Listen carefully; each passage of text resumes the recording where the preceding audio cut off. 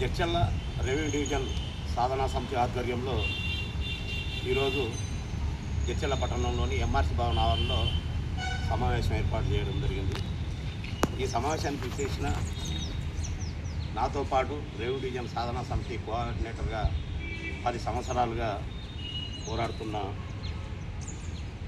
Advocate గిరిజన విద్యార్థి సంఘం రాష్ట్ర అధ్యక్షులు మరియు డాక్టరేట్ మా మిత్రుడు రమేష్ నాయక్ గారు, అలాగే బీజేపీ సీనియర్ నాయకులు మా రమేష్ అన్న గారు, బీఎస్పీ పార్టీ జడ్చర్ల నియోజకవర్గ అధ్యక్షులు రంగయ్య మహారాజు గారు, బీసీ జాగృతి సేన మండల అధ్యక్షులు గొడుగు నరసింహులు గారు,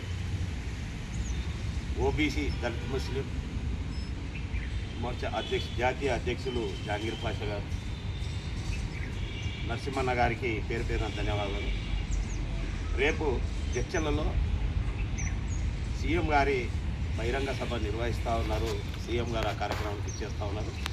గతం బీఆర్ఎస్ ప్రభుత్వం ఆయం నుండి 2016 దసరా పండుగ రోజు నుంచే జడ్చర్ల రెవెన్యూ డివిజన్ సాధనకై పోరాటం సురువు చేసినాం.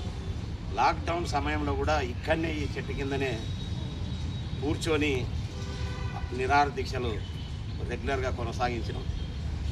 మరి ప్రభుత్వాలకు చీమ పుట్టినట్టయినా కాలేదు.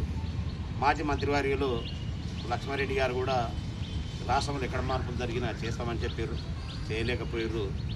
ప్రస్తుత ఎమ్మెల్యే అంజదిరెడ్డి గారు పలుమార్లు అసెంబ్లీలో రెవెన్యూ డివిజన్ ఏర్పాటు గురించి మాట్లాడిండు, ముఖ్యమంత్రి గారి దగ్గర మాట్లాడిండు, మరి రెవెన్యూ శాఖ మంత్రి పొంగులేటి శ్రీనివాసరెడ్డి గారి దగ్గర కూడా మాట్లాడడం జరిగింది. ఈ ఏప్రిల్ 5 తారీఖు నాడు జగ్జీవన్ రామ్ జయంతి నాడు కూడా మేము ఎమ్మెల్యే గారిని అడగడం జరిగింది. తప్పకుండా చేస్తా, 100% హామీ నాది అన్నాడు. సరే, మీ మీద నమ్మకం ఉంది. ఎమ్మెల్యే గారు జడ్చర్ల రెవెన్యూ డివిజన్ సాధనా సమితి తరఫున మేము మిమ్మల్ని ఒకటే కోరుతా ఉన్నాం.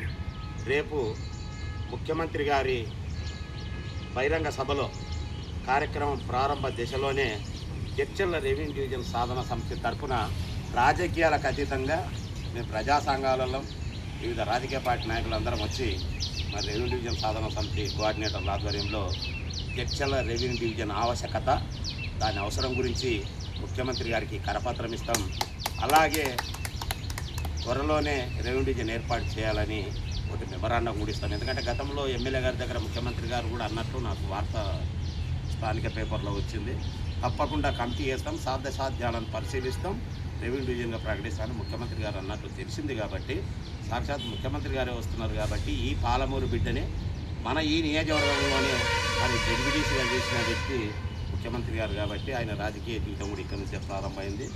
ఆయన ఈ జిల్లావాసి ఇక్కడోడే కాబట్టి ఖచ్చితంగా రెవెన్యూ డివిజన్ కనుక ఆయన ఏర్పాటు చేసి చరిత్రలో వాళ్ళ పేరు సువర్ణాక్షరాలతో లిఖించబడుతుంది. కాబట్టి మేము అల్లరి చేయడానికో లొల్లి చేయడానికో కాదు, మేము కోరుతా ఉన్నది మెమోరాండం ఇవ్వడానికి కోరుతా ఉన్నాం. ఒక ప్రజాప్రతినిధిగా మీరు కూడా రెవెన్యూ డివిజన్ ఆకాంక్ష మీలో ఉంది, మీరు పలు దఫాలు చర్చించారు కాబట్టి ఖచ్చితంగా అవకాశం ఇస్తారని ఆశిస్తూ ఉన్నాం. జై జడ్చర్ల, జై రెవెన్యూ.